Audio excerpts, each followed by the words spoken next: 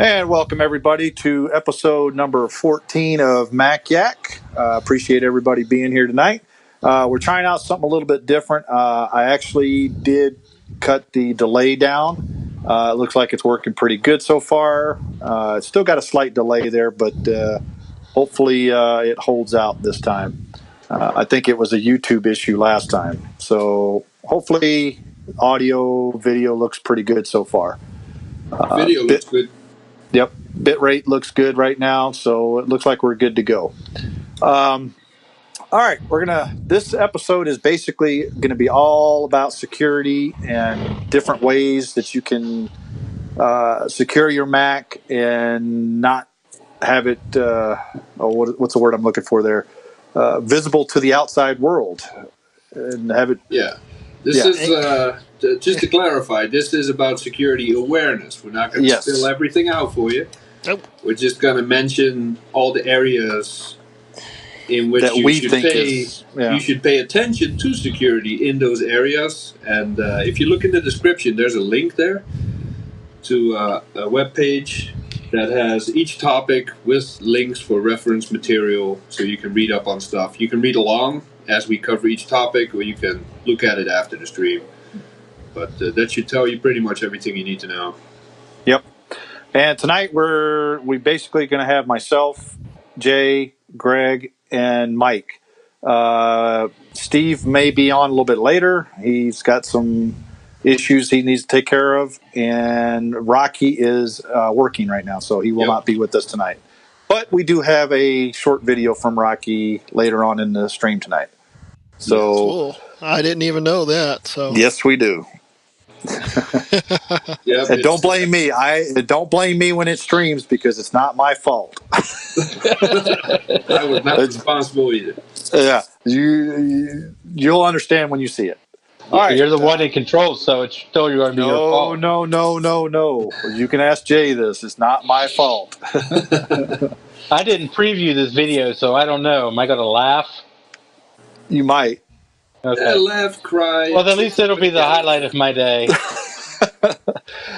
All right, we're going to throw it over to Jay for the first topic tonight. It's a very important one, so go ahead, Jay. Yeah, actually, before we go into the topics, a little announcement.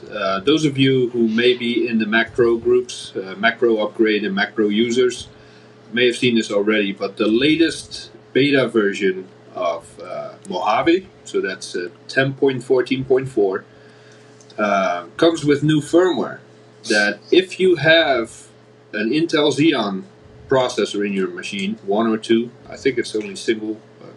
No, it's for certain ones. I think it's the 35, the 3000 series, E3000 series are not compatible.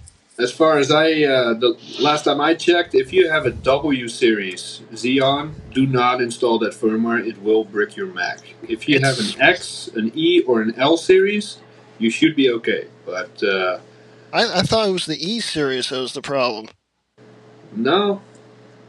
Well, either way, just don't install the update. It doesn't really do anything. Well, don't install the beta. Just wait till the real version comes out. Yeah. Although that will probably break it too. If you want the latest on this, do a search in Mac Pro Upgrade or Mac Pro users, or posts from Martin Lowe or Greg Grant.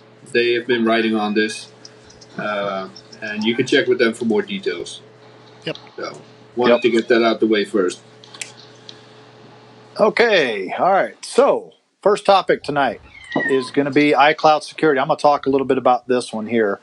If you go to the link that's provided in the, if you go to the Mac Yak webpage, we couldn't put all the links in there because YouTube has only a certain limit of a number of characters and stuff we could actually type in the description, and it was too long. 5,000 characters. How was that too long, GT?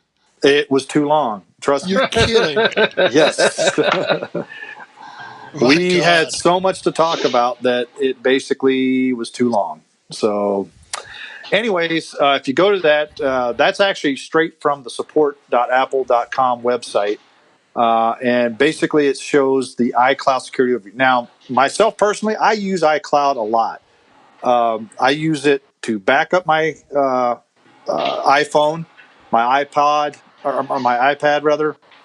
stuff like that. I do not back my Macs up to it because, for one, I'm not going to pay for the outrageous storage feature. I pay for the 200 gigabytes storage plan, which is like about $3 a month or something like that. So it's not that bad. But I put all my photos are on iCloud. I actually use it for documents and stuff, which is really neat. Actually, you can ask Jay about this because we actually do the collaboration document where we actually are able to all edit the same document at exactly the same time, which unlike Microsoft, you can't do that stuff. So Yeah. But if you go on this site here, you'll see some of the encryption options. If you look at the data, where backup, bookmarks, everything's pretty much encrypted in transit and on the server. So basically, they can't intercept it and they can't get it off the server. But once it's there, now there is a caveat to that. If you scroll down, okay, if you look at where it says iCloud.com, okay, when you do the iPhone backups, those are actually Apple keeps a key themselves. So if there's anything on your iPhone that you do not want anybody like the government or anybody like that seeing, and if they get a hold of your phone, they can actually get the backup copy from Apple and they have a key to decrypt it. Yep. Okay, that's pretty much the only thing that they actually have a key to. The service we're using right now, FaceTime, group FaceTime, is encrypted from the device all the way through the server to Jay, to Greg, to Mike. So basically, nobody can actually intercept in between us right there and get any information. Right.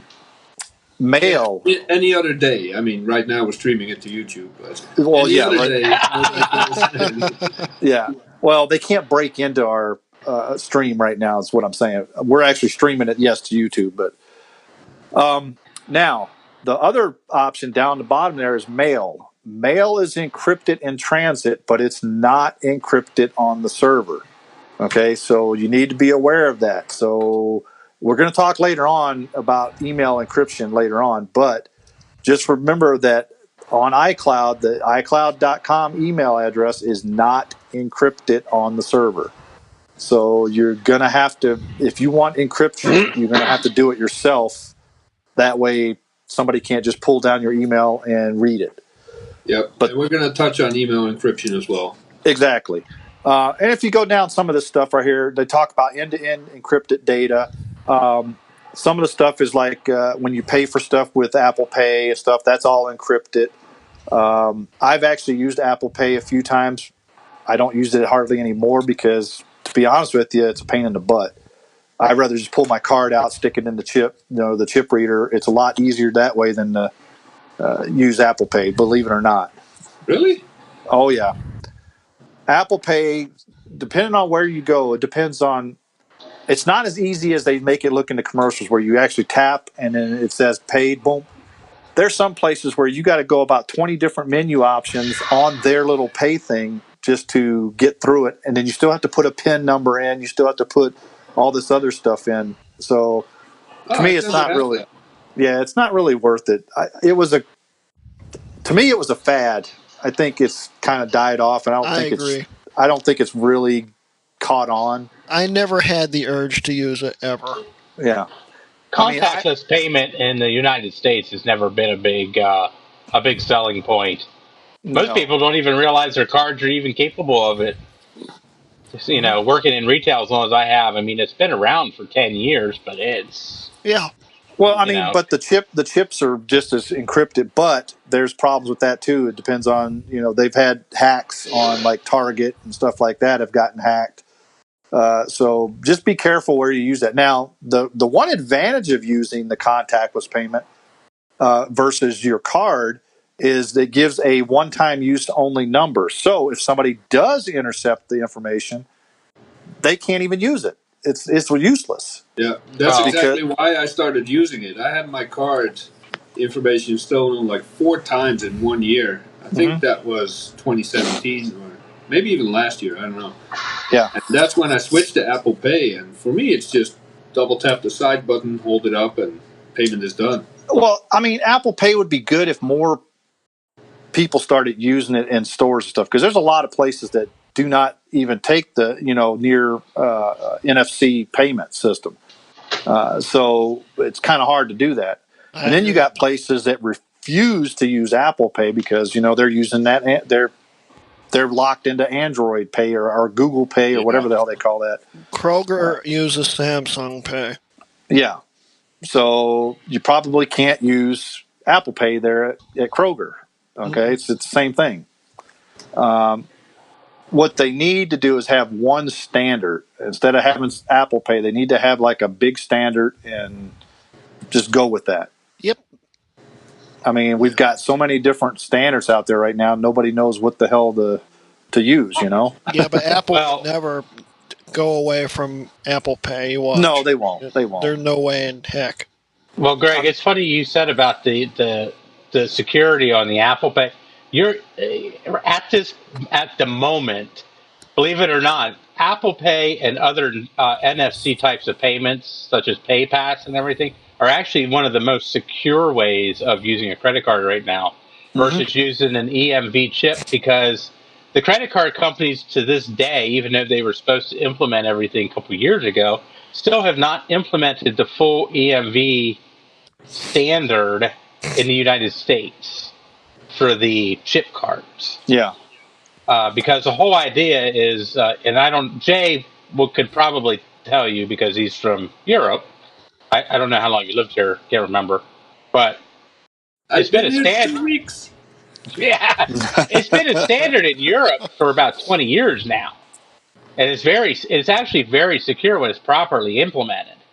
The fraud rate is less than 2%, but people in the United States are not prone to change, which is why contactless payments have not taken off, but they are at the moment the most secure. I don't think it's the prone to change. I think it's this right here. It's money. Well, too. It costs money to implement all those because you got to change out your point of sale system to be able to accept that stuff. Where I work at, we use Square, okay, and we have the contactless reader plus the chip reader, that you could do both with, and also the swipe. So you could do all three different types. I mean, but swiping is probably the least secure. Yeah. Yeah. So. Yeah, it's a given. And a lot of times, there's some places where I put my the chip in, and it won't read it because the contacts inside of that thing are so dirty. Because guess what? It's one of those that you have thousands of people put their cards in and stuff, and of course the contacts are going to get dirty. They're going to get oxidation on them and stuff, and they're not going to read that chip. And nobody wants to clean them. Well, you can't even clean them. Yeah, exactly. No, it's pretty easy to clean up. There's a special card that they make. It's basically soaked in 100 or 90% isopropyl alcohol. Yeah, all you do is shove it in there a few times. It's pretty easy. Greg knows. It's pretty easy to clean. Yeah, the problem, like we just said, though, is that nobody wants to do it. My problem is the card itself. I go through cards like every 3 months. I have to call my bank and say, "Dude, send me a new card." Why? Because your chip disintegrated. I don't have a chip anymore. Yeah, mine cracked. I actually had one fall out, and I had to super glue it back into my card. It was funny as hell. And I barely use it because I mostly use Apple Pay, so that shows you how crappy it is. Yeah, but I just wish more people would actually use Apple Pay. Then I would use it more often because right now it's just a fad. Right now it's not widespread enough. Another thing that Apple or iCloud has that I suggest a lot of people do if you haven't done it already: 2-factor authentication. Okay, I use it. It's a pain in the butt sometimes, but it's worth it. Trust me. If you have an iPhone or an iPad or you have a Mac, 2-factor authentication will save your butt if you want to keep your account secure. If somebody gets a hold of your password, that's not the only thing they need. They're going to need another device in order to actually get into your account. Yep, I literally need your device. Yep. Yes, that's what I'm saying. I literally just enabled it about a week and a half ago because I was out laying I was outlaying because I had like Macs online and stuff. I just didn't want to deal with it. And I tell you what, setting it up was a pain in the rear end for Macs, especially because the Macs didn't seem to want to connect back up. But once it's all set up, it's pretty seamless. I agree. I would have to look for the exact details. I don't want to go too far off topic, but I think it was when Mojave just came out. I do the setup. I sign into iCloud, and it says we need verify from another device that it's okay to log in. So I'm staring at my phone, staring at my iPad, MacBook Pro, nothing. So I fire up the MacBook Pro, I log in, which still on High Sierra, and says please verify from another device. And nothing. So I try on my phone, then I try on my iPad. So I got 4 devices saying, please sign in from another device, and none of them showed me a prompt, and I was stuck. I had to reset all of them. So it's not always smooth. Yeah. No, not always, but most of the time it works pretty well. Especially, I mean, I've been using it since, iOS 8 or 9, whenever they first started implementing it. It was 10, I think. Was it 10? Yeah. Because you used to have to type the 6-digit number after your password, and my password is this ridiculously long combination of crap that I have to play hell to remember as it is, and then you just have to type the 6-digit number after it. It's like, oh crap! Password manager. We'll get to that. I know. Well, on an iPod Touch. On an iPod Touch 3, password managers didn't exist. All right, and the last issue that I got for iCloud that I actually recommend if you do use it is Apple has actually got a pretty good record of privacy versus just about any other company out there. They're not perfect. I'd never say they are perfect. In fact, we criticize them a lot here on MacYak. But to be honest with you, for the privacy issue, I would say Apple's probably the top company for privacy because I don't know if anybody's ever heard about the shooter in California where they found an iPhone and the FBI was wanting to get in it. And Apple said, sorry, but we can't get into it. And they were like, well, you need to write some software. Like, no, we're not going to write software to get a back door in. Because the minute you write a back door to get into something, hackers have a way to get in it. Yep. Simple as that. Well, and the other thing, too, is with that is it also destroys the public's trust. And you also have to realize that 10 years ago, BlackBerries were the most secure mobile platform you could use. Well, BlackBerries are gone. So they've been replaced by iPhones because unlike Androids, that basically Android will run on anything that doesn't have an Apple on it. But Android's open source too. That's the problem. Yes, and that too. And Apple has their own devices and their own operating system that is maintained by them. And they do, like you said, they have an excellent track record of not acquiescing to government interference, which I agree with in some cases and disagree with, but better to err on the side of caution and just not do it for anyone. Exactly. Because then you don't lose the trust of your users and your biggest install base, which is probably government. Yeah. Well, everybody that does government work that I know of has an iDevice of some sort. Yeah. You know, my brother's a subcontractor and he has one. I have this discussion plenty of times with people. No, government backdoor. If they secure it properly, no. You leave a key under your doormat and you say only the police can use this in case of emergency. You think a burglar's going to walk by and not use it? No, they're going to use it. Exactly, and that's what hackers are going to do. They're going to find those back doors that the government has, and they're going to use them. Yeah. Simple as that. Yep. You know? Yep. All right, so that's enough about iCloud security there. So we're going to go to our next one, and Jay, you're going to take over on this one here. Uh-oh. Securely wiping data. Yes, and it's actually a very short topic. I just want to throw out there that I buy a lot of hard drives and zip drives and other kind of storage media because, I'm weird like that. And I would say 90% of the time, it hasn't even been attempted to be erased. It just has all the data sitting on there. I don't have a picture ready for this because I couldn't find it. But last year I bought a USB zip drive with 80 zip disks. It was a great deal. I think I paid $20 for it.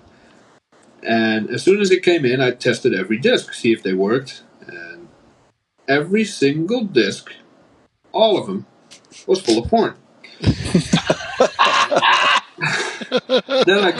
And there were a few in there with backups for old Quicken files or QuickBooks, I think, financial information. And I messaged the guy that I bought it from on eBay. I said, dude, don't worry, I wiped all of them. It took me about 2 days.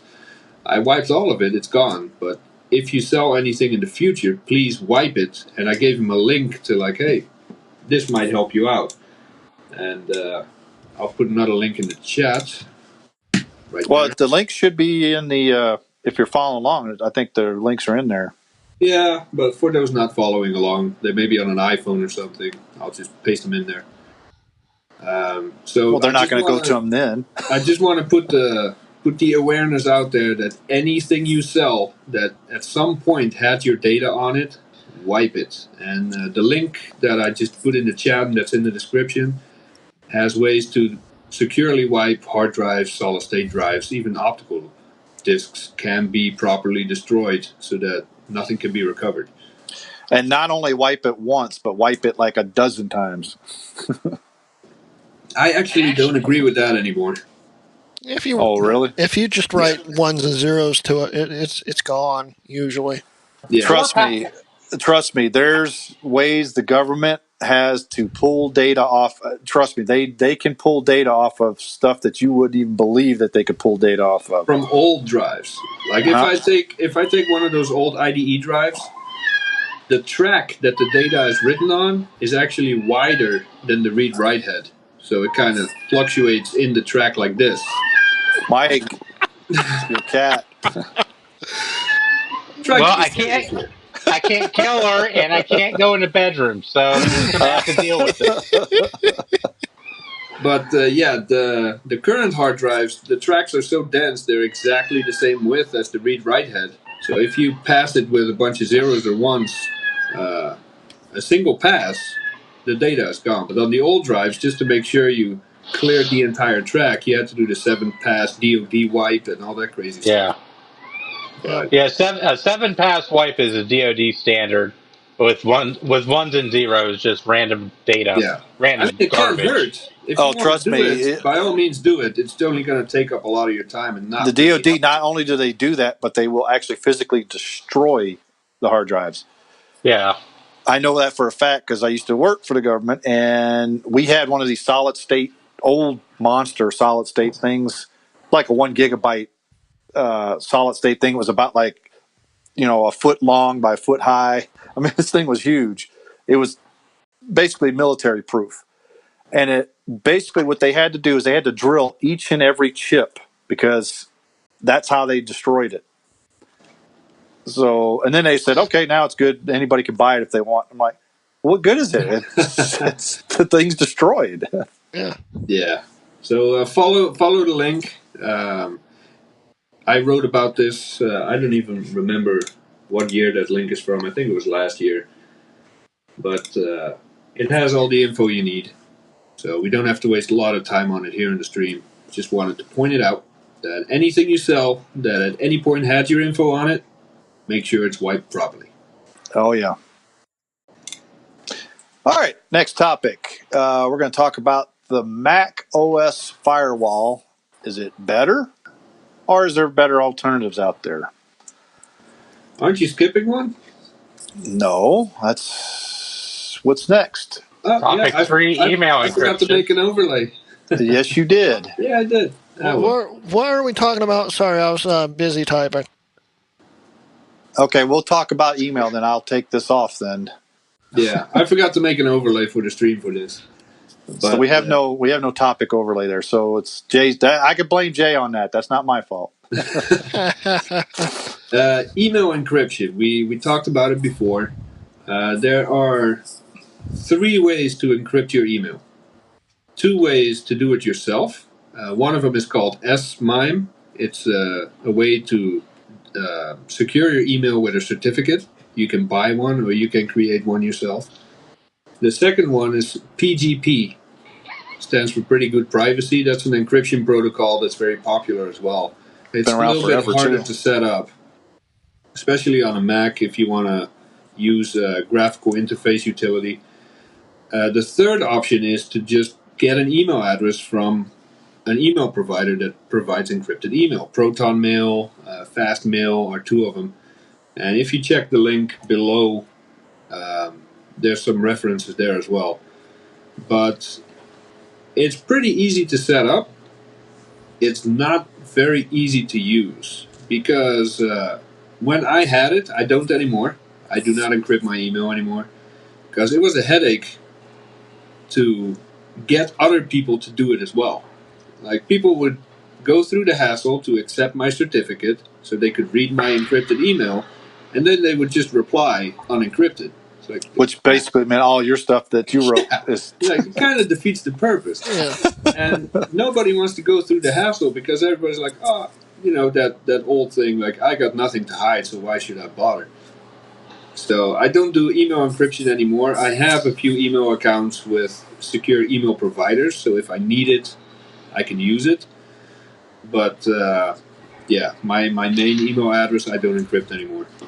Speaking about that, what you just said, Jay, about I have nothing to hide, okay? That word gets thrown around, or that phrase gets thrown around a lot. And I sit there and I tell people all the time, I'm like, I got nothing to hide either. But you know what? I don't want anybody seeing what I've got out there. Right. So therefore, I want my stuff secure. But people are, there's tons of people out there. And that's the reason why we still have all these scammers. We have all these guys, these people that get their stuff, their personal information stolen, because that's their belief is like, oh, I got nothing to hide. Yeah, well, that's what criminals look for. Yeah, I got nothing to hide. Everything, I got nothing to hide. So, do you got a lock on your front door? Do you have a door on your bathroom? Do you have curtains? Mm-hmm. Do you have PIN codes? Do you go like this if someone is too close while you're typing it in? You got plenty to hide.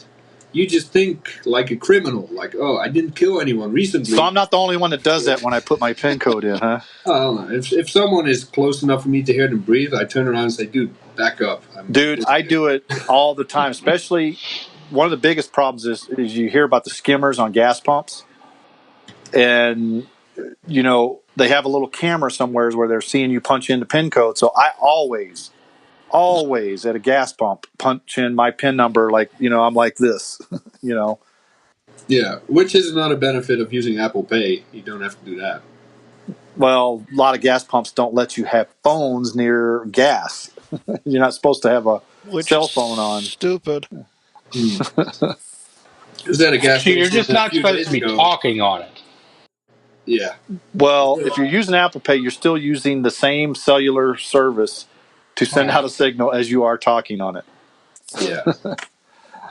Because it has to send a signal somewheres.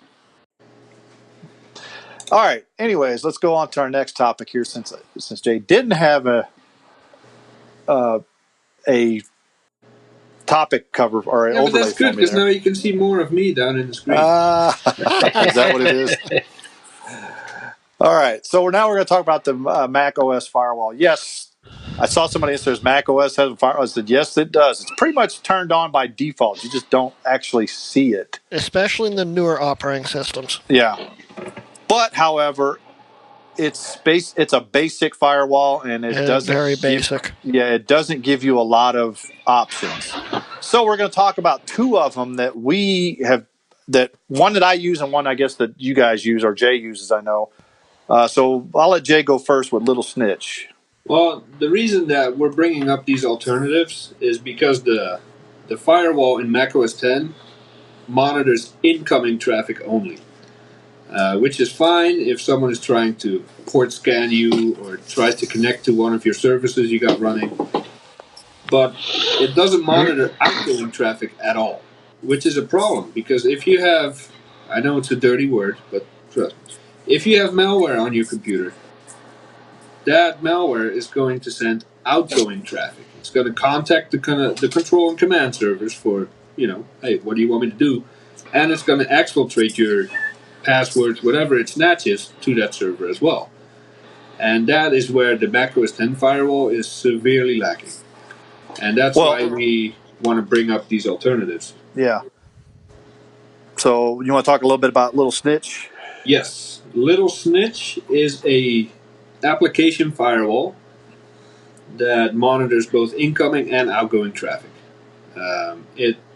It can be very simple to set up. There's different controls, and it has evolved a lot over the years.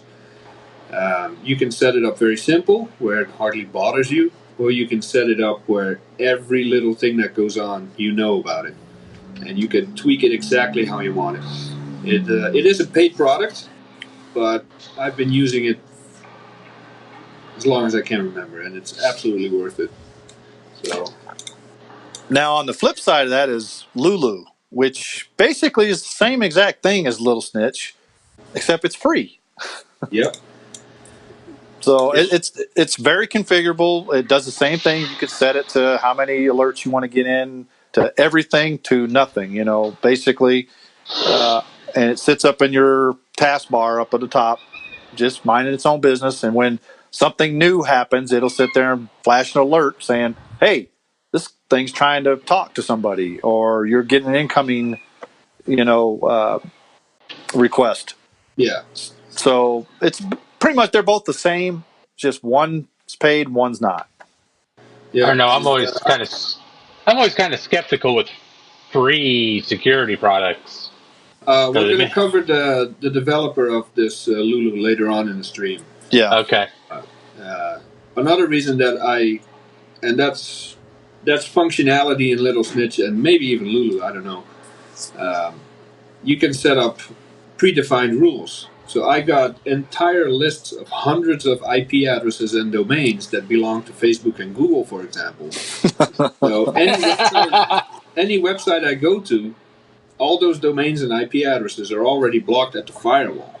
So if that website uses any codes that comes from a Google server or a Facebook server, it doesn't even enter my machine. It's stopped at the firewall.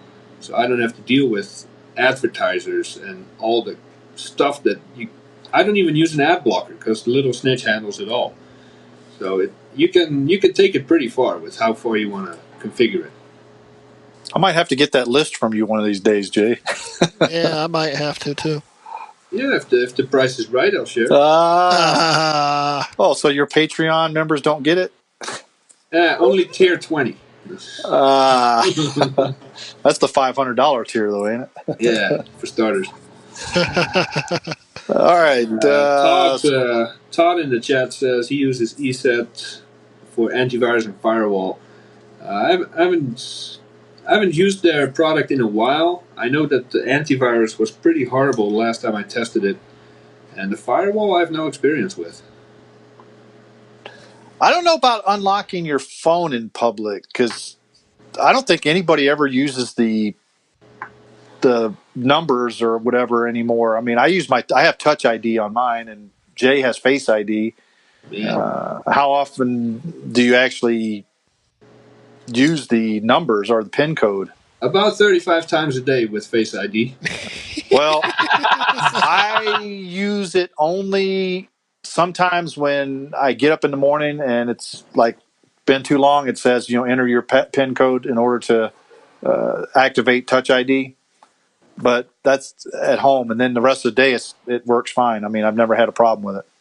No, especially on a day like today where it's almost kind of warm. One day I might go out without a cap, then I wear a cap, then I wear a beanie, then I have a scarf, then I might have sunglasses, and my phone is freaking the F out. So I thought Apple said that was supposed to work with all that stuff. Now, I'm no expert in how their Face ID works, but I am 95% certain that they only focus on nose and eyes, because I can have my mouth completely covered and it'll still let me in. So I think it only focuses on nose and eyes. So. It's interesting. That's interesting, yeah.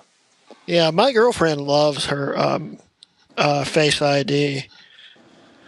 Todd said post the list. Yeah, she has no problems whatsoever with it working. It works every time for her. If I could have this phone, and I'll sacrifice an inch of the bottom of my screen to get Touch ID back. I don't care. I just want it back. I'm not a fan of Face ID at all, but it is supposedly more secure. So I'm all for security. So I'll deal with it. But see, to be honest with you, there's really no secure method for unlocking phones. I don't think you can have like a 20 character random password to unlock your phone, but are you going to do that like every time you're going to unlock it? No. You want something simple and easy. So that's the reason why they came up with FaceTime, or not FaceTime, Face ID and Touch ID, because they're not that secure, but they're secure enough, and ease of use is what they're looking for. You know, they're not wanting something where you have to put in a 20 bazillion character passcode just to be secure. Yeah, I know that Face ID is more secure than Touch ID because someone can knock you out, use your thumb, and get in. But for Face ID, you have to look at your screen. You don't have to look at the camera directly. Well, they could open your eyes and. No, apparently that doesn't work. I haven't tested it. I have yet to have my wife knock me unconscious and give it a try. I was about to say, how would you test that? Oh my god! But, you know, it's if you don't look at your screen, it won't let you in. So when it comes to, and that's hit or miss too if you wear glasses. Especially if you use the Animoji. If I become a ghost or I want to entertain my kid, I go on FaceTime and I do the panda head or the pig. My eyes are twitching like I'm on drugs or something because I can't see through the glasses. It's pretty stupid. Yeah. But yeah, I'm hoping that it will be improved somehow. I would love to have Touch ID in my on-off button instead. Yep, I like to have. That's why I have the 8 Plus, because I didn't want to get the 10 because of the Face ID. I wanted to have the Touch ID still, so it's a little bit, to me, it's a little bit better. So yeah. All right, networking security is our next topic. A little bit about Wi-Fi and general networking. For Wi-Fi, yes, I definitely suggest you use, what is it, WPA2 is the latest, or 3? I don't know. I haven't even kept up with it. WPA2. 2 is the latest, yeah. You definitely want to use WPA2. Don't use WEP. Do not use WEP. And that comes up a lot, especially last week with the OS 9 challenge. A lot of people using the older computers that can only do WEP. Mm-hmm. And like, just set up another router to do it, or or hardwire it. That's just a bad idea, because as soon as you put that second router up, your network is a lot more vulnerable. It's much better to use an Airport Express that can do WPA. It's true. And Ethernet from there to your Mac. You don't want to. I use a secondary router, but I have it on a remote control, so I only turn it on when I need to use it, and I turn it off the second I stop using that particular Mac. Yeah, but that time might be enough for someone to crack it and get in. It doesn't take much. True. So. But it's very slim. Well, with all the Macs that Grudy's got around there, he's probably got EFI all over the place right there. Yeah, he's probably going to die of cancer with all the Wi-Fi signals. It's true. It's true. I probably would. But I don't. It doesn't really matter what kind of encryption you're going to use. Wi-Fi is still insecure, you know. And there's a lot of situations where you can't even use Wi-Fi for security reasons. You know, like I work in a garage and we do state inspections. The connection to my emissions machine is required by law to be wired. It cannot be wireless for security reasons. Right. And we're not talking like major information, but I have Wi-Fi at work and I use it for my phone and that's it. You know, nobody even, you don't even know the password. You have to press a button on the router to even connect to it. Yeah. Well, another option for Wi-Fi is to set it up where you're not broadcasting your ID.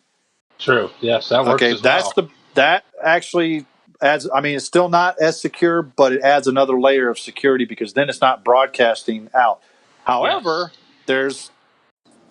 you're also suffering for usability or ease of usability, because then you have to actually know exactly what that Wi-Fi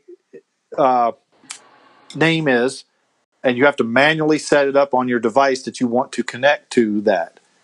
But it's not being broadcast, so nobody can actually see it. Now, they're going to see a signal because, be honest with you, I have a program on here. It's called Wi-Fi Analyzer on my Mac that I can actually see all the Wi-Fi signals in my neighborhood here. Okay? And one of the things with it is it picks up everything, even the ones that have no broadcast ID. Yep.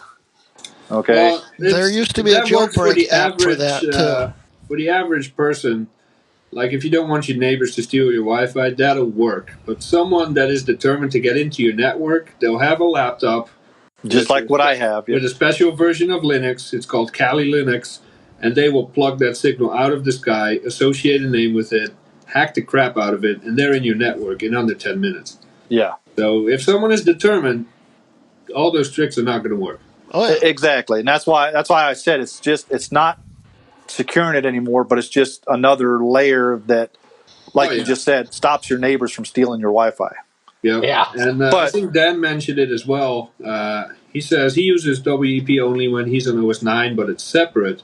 If you have a router, hey Stevie, hey Steve. If you have a router that can do that can set up several, not just networks, but separate subnets, so you can say, hey, this signal is unable to, if you're on that network, you're unable to see the rest of the network, and you're just completely segregated. Mm-hmm. That could work. You're still putting yourself at risk, but it's definitely a step up. Yeah. Yes.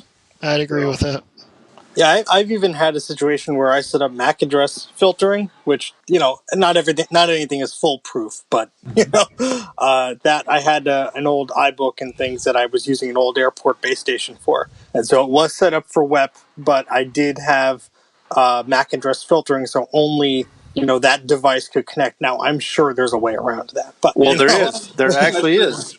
They can actually the get common saying is security is best in layers, and exactly hiding your ID, setting up the MAC address filtering. It's all layers that help you. And be smart about the way you do it. If you know that you're using something that's outdated, like a lot of us do with our old machines and stuff, just be aware of the consequences, and don't store anything important on an unencrypted network or set up subnets and things like that. Yeah, don't go doing your online banking on OS 9.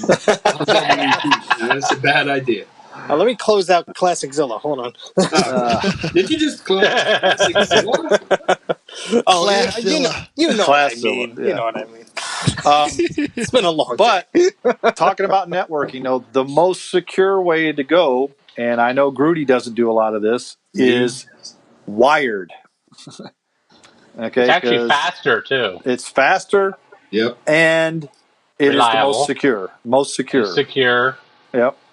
If you can avoid Wi-Fi, which I can't hear because I have devices all over the house and it's not feasible to run a cable to each one of those. But if you have a house that is wired, if you build a new house or something, put LAN cables in every room.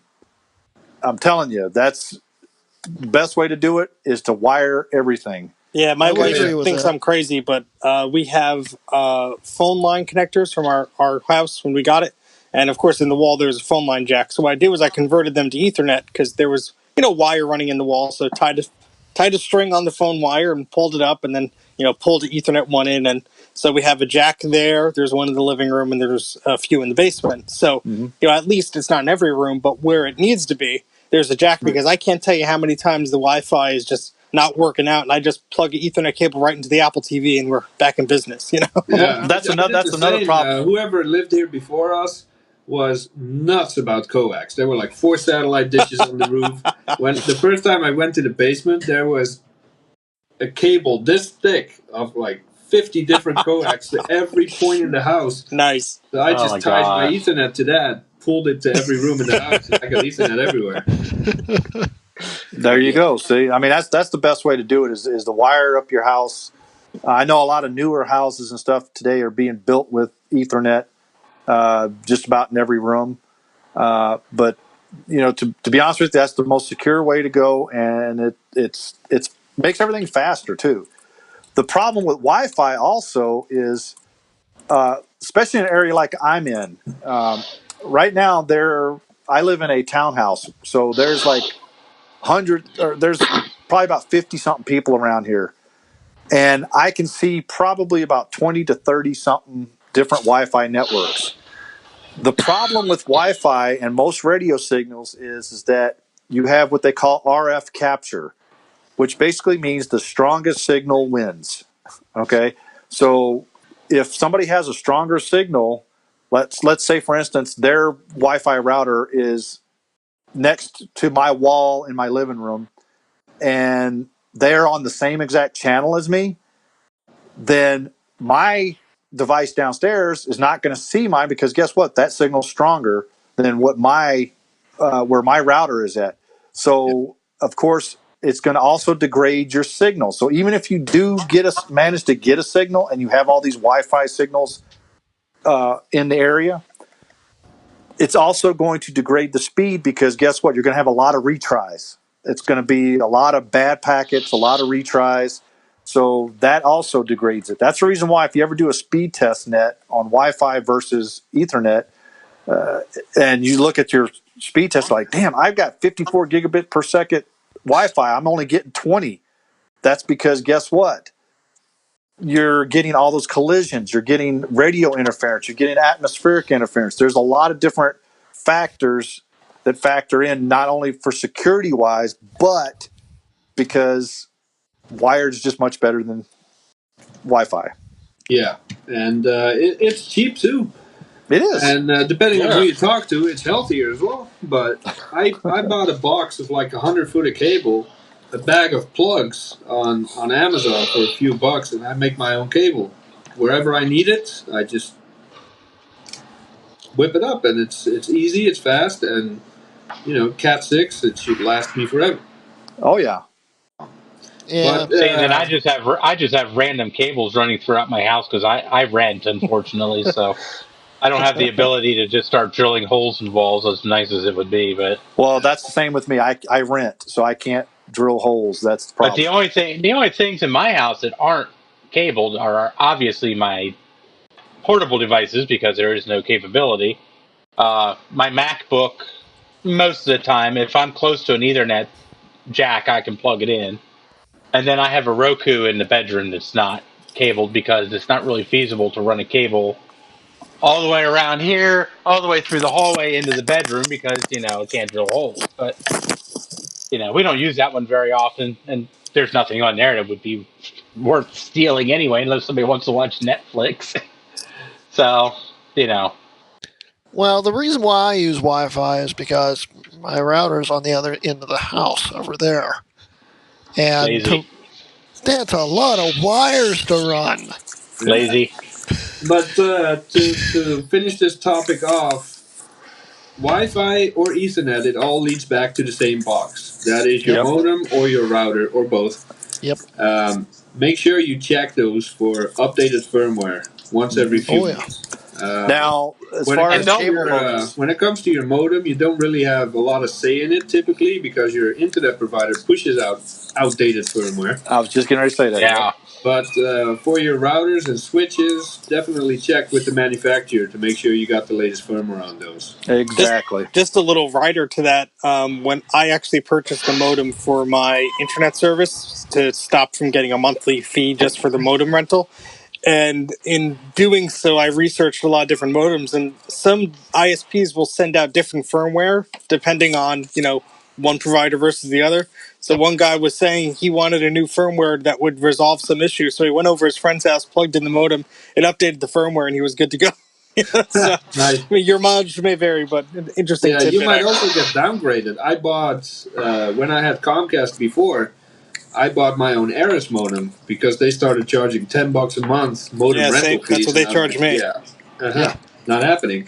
And I before I registered it with Comcast, when you call them to activate, I upgraded the firmware to the latest that Aris offered.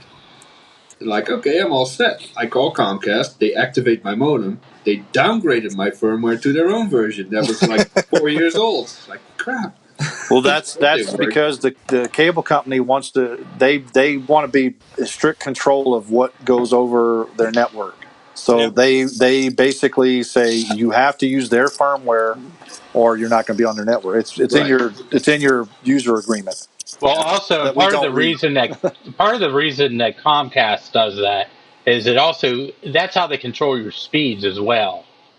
It's not they don't control that crap from their office saying, oh, well, you're only allowed to get 10 megs and 500K down. No, we're just going to set your router to that or your modem, whatever. This is why people usually get better throughputs with aftermarket routers versus crappy ones that Comcast gives you. Yep. Just an FYI, in case anybody's running Comcast cable, which sucks, by the way. But I have Cox. Some of us are stuck with it, and we are. Yeah, it's just an unfortunate thing. But see, that must be why Cox is better because I have the better internet out of all of us. So Cox is better. I don't know. We'll do a speed test later. Verizon Fios would waste all of you guys if I had it in the middle of nowhere where I'm living. I've got fiber in this area. It's just it's just not in your house to get it ran up to my house. Yeah. All right, guys, let's move on along here. We got a lot of topics to cover tonight, and we're already like almost an hour in. Hurry up. Yeah. Well, this next topic is going to be a quickie. So. Yeah, quick lockdown, instant security when you leave your Mac. Yep. Best bet is, and I'll let Jay talk about it because he was talking a little bit about it. No, it's very simple. When you walk away from your Mac, whether it's a desktop or a laptop, just set a screensaver password with a hot corner. That means you set it up. One of the four corners of your screen is a hot corner. You fling your mouse into that corner. When you get up, screensaver will start. And you can walk away. Because you also set it up to require a password to get out of your screensaver. Now, the document that we made, and I'll put it in the chat again for people that came in late, it shows you how to do it, or it tells you how to do that. It's very simple to set up, and it's the easiest way to secure your Mac every time you walk away from your computer, so that no one else can get in and snoop around and do stuff. So something else. Right? Go ahead, Jay. I cannot talk about this. Maybe both Gregs can do this, but I can actually because I still use watch, it. I still use it a lot. I think Grudy's watch broke, so his won't work anymore. The Apple Watch will unlock your Mac if I've actually never tried it. I actually have used it a lot. In fact, I still use it on my 2017. However, only have one Mac that can use it right now, and that's my 2009 Mac Pro. That he started using finally since yesterday. Yeah, literally just started using it today. Are you sure it will work? Because it might have it in the thing there as far as the option. If you don't have the correct Bluetooth card, it won't work because it has to have. You didn't see the episode where I upgraded my Bluetooth? We never watched an episode. I never watch your episodes. I just thumb it up. Oh, jeez. We just nod and smile, man. Yeah. I pay you $5 just to provide content for other people. So, thank you. Anyways, but the Apple Watch is a good way to actually have security as well. But you still need to manually lock your computer when you leave it. Yes, it doesn't lock your computer when you leave it. It only, you still have to manually lock it. If you have a MacBook Pro or a MacBook or anything like that, if you close the lid, it will lock automatically right then. Right. Okay? If you're on a desktop Mac, you're going to want to actually manually, like we just talked about, with the hot corner, do your screensaver up. When you come back to your computer, it will sense that as soon as you hit a button or something or hit the mouse, it will sense that your watch is nearby and automatically unlock it. You don't have to put a password in or anything like that. So it does work pretty good. You still have to start the screensaver yourself. Yes. Unless you have an instant on, like as soon as you stop moving the mouse, the screensaver comes up. But what point is that? Because then you'd never be able to use the computer. Right. Right. There's a shortcut that I use at work all the time. I think it was introduced with High Sierra, and that's Command Control Q. That will just bring you to the lock screen, similar to like an old Windows L command. Like I'm going to remember all those keystrokes. Oh, that's cool. Yeah, it's Command Control. I literally just tried it. Yeah, That's yeah. it. So I use that at work I all would the time. try it, but guess what? The broadcast would probably die. Yeah, don't Yeah, don't do it. Yeah, don't do that. Yeah, but I know I have a screensaver set at the office. After 5 minutes or whatever it goes on. Mm-hmm. But I always lock screen. I just figured that out. Maybe a few months ago. So just wanted to share that because I didn't but know as about far it as earlier. the Apple That's Watch, useful. but as far as the Apple Watch, I believe any 2015 and newer. 13. Is it 13? According to Apple. Too new for me. Okay. Any 2013 and above will unlock with your Apple Watch. That's the reason why my 2012 will not unlock with my Apple Watch. I have to actually manually put the password in on it. But I just added your keyboard command to the page that's in the description. So Okay, cool. thanks for that. And I'm going to Yeah. be pasting in a link. Apparently, someone made a little tutorial how to do it earlier for earlier versions of macOS. I'll put that in the chat. It's cool.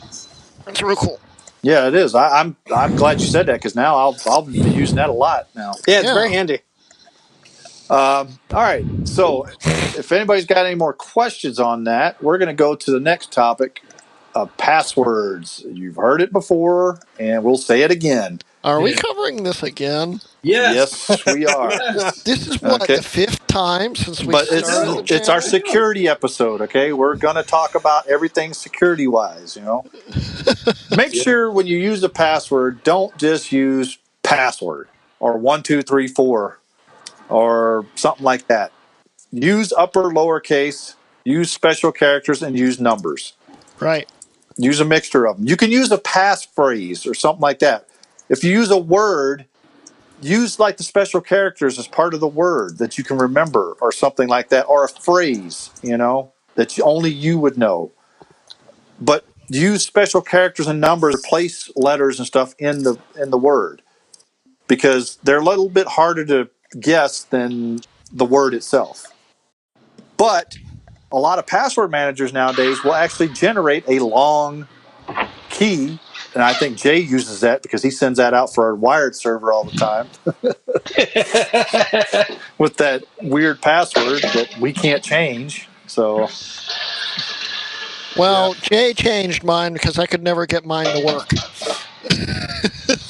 The thing is, and everybody should adopt passphrases, like Greg said, because a password limits you to something that is probably short and not complicated enough. And it's all about, I forgot the fancy word for it. I think it's called entropy. The longer the password, doesn't even have to be super complex, but just the sheer length of a password makes it very, very hard to crack. And that is why you need a password manager. It can generate passwords for you, and it'll store them for you so you don't have to remember them. Yeah, and even I like the newer versions of iOS will actually, when you're creating a password, will actually suggest and generate a complex one for you. Yeah. actually, the new versions of Mac OS will do the same exact thing. Yeah. When you go to a website, it'll say create a strong password. You can bypass that, which I normally do because I can't stand those long passwords that they recommend. But Well, Yeah, why and not? Because you store them in the keychain, and the Exactly. keychain syncs over iCloud with True. your phone and your iPad and all true.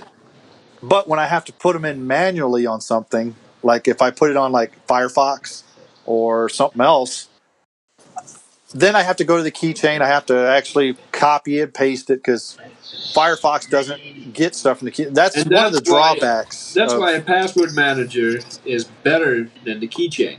Yeah. Because I use, I think we kind of cover, I don't know if I mentioned this in the previous episode we talked about passwords, but 1Password has an Apple Watch app, and you could I use that a lot. I just glance at it, just see what a password is. But Yeah.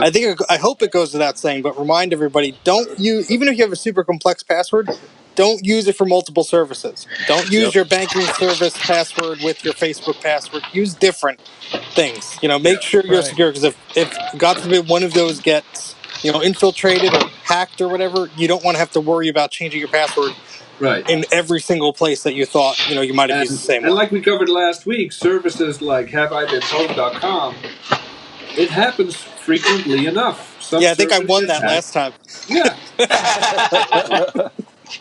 Yeah.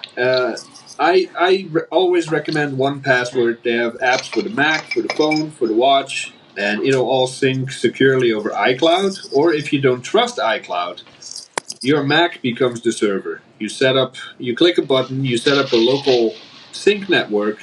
Your phone, iPad, and other Macs will sync, and then you turn it off again. It never leaves your home network, and it's definitely worth checking out. You just reminded me of something. Going back to the Wi-Fi thing, there's a thing in the new iOS and Mac OS that actually will let you, if you put in your password on one Wi-Fi device, it will share that Wi-Fi password with everything, so you don't have to manually put it in anymore.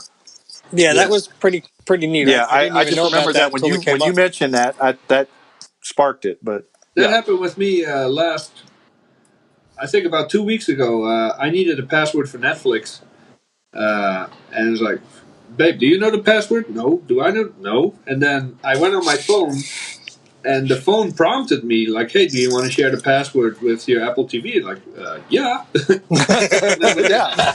cool. I didn't even know the password. Yeah.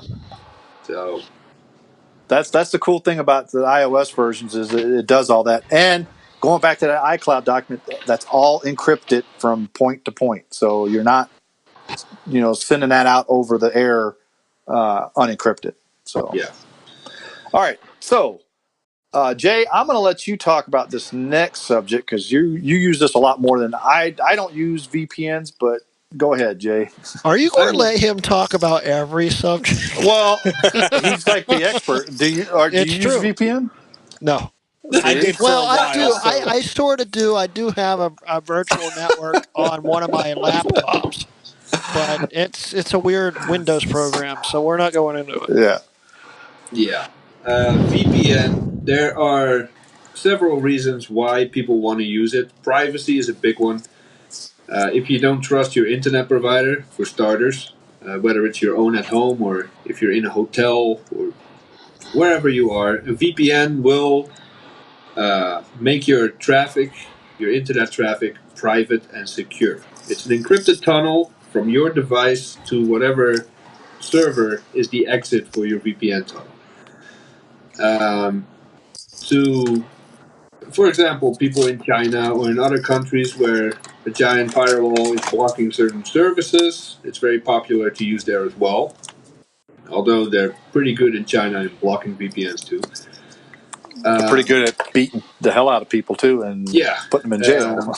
And just in general, I have found you get higher speeds. Now, if I connect to a server in Spain for my VPN, my service is going to take a hit. But if I pick a US East Coast server, all my traffic is still encrypted, but it's to a nearby server, and I often get more speed than my internet provider offers. That's weird. I don't see how that would happen. Yeah, it's a little strange. It's been that way for years. It was that way on Comcast, and now on Spectrum. It's pretty awesome. And if you download a lot of torrents, you don't want to do that on your. Not that I'm advocating for illegal downloads, but you definitely want to use a VPN when you do that because your internet provider will start sending you nasty letters to cut it out. Yeah. My go-to for, I want to say, at least 9 years now has been private internet access. PrivateInternetAccess.com. You get an account. They're the cheapest. They're one of the only ones that has never been compromised. And your account comes with 5 access points. So you can install it on your MacBook Pro, your iPad, your iPhone, and you just toggle the switch on and off whenever you need VPN. If you're out at a rally or you're at a what do you call them? I think a rally. Or you're in a hotel or at a friend's house or any network that you don't trust, or just in general you want to encrypt all your traffic, just switch it on. And Wendy says Netflix hates your VPN. Yeah, it does. We don't need We don't need a VPN for Netflix, so I don't know why she's trying. Well, yeah, I guess if you're, some people, if you're trying to, let's say you're traveling across the country, or not, I'm sorry, not across the country. Let's say you're traveling overseas. If I try to access Netflix, it's going to say, "Hey, you're not in the United States. You have a United States Netflix account." It'll detect you and block you. So actually, VPN. A lot of people use VPN to circumvent that because, when you're connecting through your VPN, you're connecting through whatever network where that it's originated. So, if I'm connected through my VPN that's in the United States and I'm, let's say, traveling, let's say, to London, whatever website or anything I access is going to think I'm in the US, even though I'm not. Yeah. And you can go one step further and make your entire network go over VPN. Instead of having it on individual devices, for example, my firewall is set up that all the traffic in and out of this house is going over a VPN, except my Wi-Fi and my Unreal Tournament server. Those go directly through from my internet service provider. But any browsing I do, iMessage, Discord, YouTube, it all goes over a VPN by default. So I don't even have to enable it on individual devices. It's just now. What's the advantage of having a VPN from your local, from your home? Privacy. If you wanna stick it to your ISP or the government or whoever else might be watching, listening, and or selling your information wherever they can. They're watching this video right now, so they're coming for you, Jay. Hey guys, let them. I'm very confident in my security setup at home. Okay, because usually I hear VPN usage when you're traveling, so I was just interested to hear. Yeah, I do have it set up on my phone and my iPad and my laptops. But when I'm inside my house, I never have to. Oh, I forgot to turn on VPN. No, it's already there standard. So yeah, for a while I had a VPN server set up through my Synology NAS, device, and it worked quite well. It was a little slower, but I mean the device I have is old. But in a pinch, it actually worked. I could VPN right into that. I had access to my entire local network wherever I was. Yeah. And so that that was working. For some reason, just stopped working. I never got to work. I never spent time to fix it up. But no, I have that set up as well. My Mac Mini server has the VPN servers. So, cool. It's different from it's different from the VPN on the switch or on the firewall, but that allows me to connect to my home network from anywhere. Oh, speaking of VPN and going to your local network, a feature from last week that I forgot about that I miss is back to my Mac. Oh yes. I wish they still had that. When it worked, it was great. When it didn't work, you wanted to rip your hair out. It still works on High Sierra, but most of my Macs are on Mojave now. So I don't have that problem because my machine can't run Mojave. So I've never had a need for it. I got my VPN, sure it can. I got Apple Remote Desktop. No, the GPU is not supported. So? I'm not swapping it.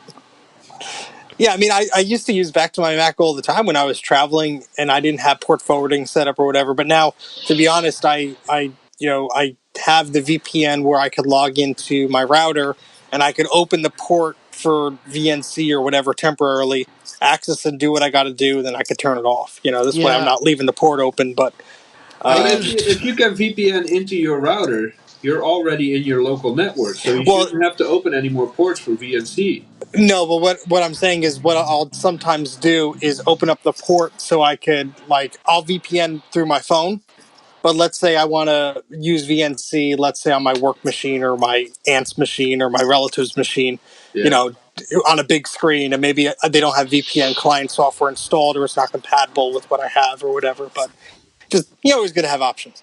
Right. Yeah, I used it to access files from my time capsule and my Mac Pro. I just leave running when I was traveling, and I'd access it on my MacBook and get whatever I needed. And it was very handy. Yeah, and even if you're not the paranoid type and you trust your internet provider and you're great friends with the government, you send each other Christmas cards and all that, at least have VPN ready for when you travel or when you're in a hotel network or something. Have it in case you need it. I'll tell you how that bit me real quick. I won't spend too much time on it, but essentially, I thought I was smart, and I was in a hotel, and I remote desktoped to a machine I had at home, and it was a Windows PC, so that's strike one. But what had happened was through however means they had, whoever was on that hotel Wi-Fi, which had a password, but was shared by probably all the guests in the hotel. They were able to get my username, my password, and my IP address for the machine I was logged into. They got into that. They got through to my Gmail because it was saved in the browser's cookie, and went on and purchased some things on Amazon for their address with my credit card. So that was a fun experience a few years ago that really woke me up to being more secure. So yeah. Yep. So, all right, guys. Again, everything we are talking about tonight, the link in the description goes to our website where you can get a lot more information about each topic. So, do check that out. Yep. All right. Next subject is secure messaging. Apple probably has the best secure messaging app built into iOS and Mac OS, which is, Messages. I use it all the time. I use it just about for everything. We use it to talk to each other all the time. We use it for group FaceTime. I mean, that's part of Messages, actually. It's all kind of baked in together. Yeah. As far as the other apps that we have on here, WhatsApp, I've never even touched it, so I don't know anything about that one. Yeah, I used WhatsApp before Facebook took them over, and then I instantly lost trust in them. But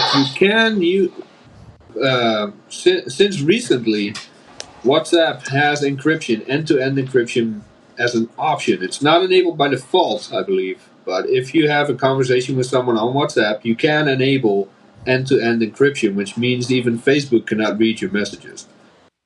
Yeah, it's funny, actually, that you mentioned that, because there was just a story I heard on the radio this morning about how Facebook wants to have some unified messaging system between WhatsApp and Facebook and Instagram, and the whole marketing push behind it is it's going to be secure. And of course, you're going to laugh because it's like all the issues they've been having. Yeah, sure, it's going to be secure. Anytime Facebook, Google, or anybody like that says, "Oh, it's going to be secure," I kind of like, no. Yeah, all the trouble and bad press they've had. I don't think so. The way they word things, we take your data security very seriously, but we'll sell it. They make sure that my data is super secure on their servers because it's their money. They don't care that if it's secure for me or private for me. So you got to listen very carefully to the way they phrase these things. Like, oh, we care about the security of your data. Yeah, I'm sure you do. But I mean, Apple has probably the best security as far as I haven't seen anybody or them have a terrible breach. I mean, they did have that one with the iCloud photos thing, but that was because those people didn't have two-factor authentication turned on. Yeah, and they were phished. So. Okay, they were phished. Exactly. So I don't blame Apple for that. I blame the users. Yeah, there's always going to be a human element. Exactly. And like we said before, if you don't use two-factor authentication, you're going to have stuff like that happen. Yeah, and this might bite me in the butt years from now, but I trust Apple because my data is, from a financial standpoint, meaningless to them. We pay $1,000 for a cell phone, $4,000 for a computer. They don't have to sell our data, and they don't. They make it a point to tell us that they don't. Whereas Google and Facebook, for example, that's their business. That's their bread and butter. They're not even shy about it. They say we want as much information about you as we can have, so we can sell it. And that's why I trust Apple with iMessage and with FaceTime. I don't trust it enough to start synchronizing my keychain. I don't even use the keychain. I use 1Password. I don't either.